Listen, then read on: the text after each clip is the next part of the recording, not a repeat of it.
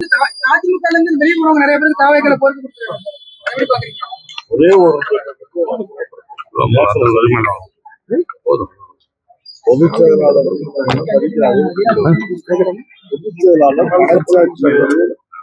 தர்மகாயத்தோடு ஒன்றே ஒன்று அவர்கள் மேலான சிந்தனைக்கு மட்டும் அவரே நினைச்சு பார்க்கணும்.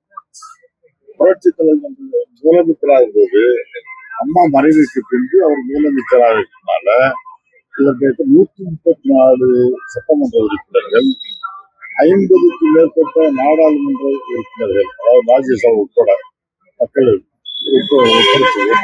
அந்த ஸ்ட்ரென்த்தோட உட்பட தர்மா மறைந்தார்.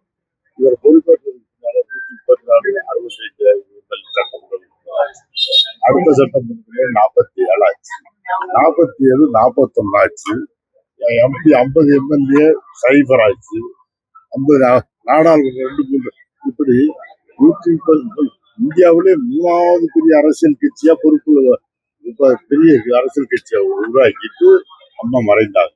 இவர் கட்சியை ஒப்படைக்கும் போது 134 எம்எல்ஏ 65 இருந்தது, 50 நாடாளுமன்ற இருந்தது. அதுக்கு படிப்படியா இவர் பொறுப்பேற்றதுனால 65 ஆச்சு, அடுத்த தேர்தல் 47 ஆச்சு, அடுத்த தேர்தல் அந்த 47 41 ஆச்சு. இனி என்ன வர தேர்தல் என்ன ஆகுமோ தெரியல. நாளுக்கு நாள் உள்ளாட்சி அமைப்பு நகராட்சி எல்லா வீட்லையும் நாளுக்கு நாள் இப்படியே தேய்ச்சிக்கிட்டே வருது.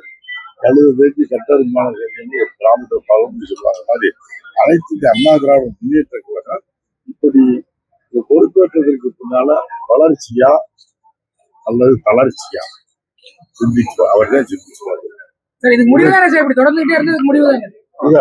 இது கேட்டுச்சு ஆலோசனை எல்லாம் சொன்னோம், அவர் கேட்கல. அது காலம் 5-6 நாள் இருக்குது. அடுத்த தேர்தல் நாள் இருக்கு.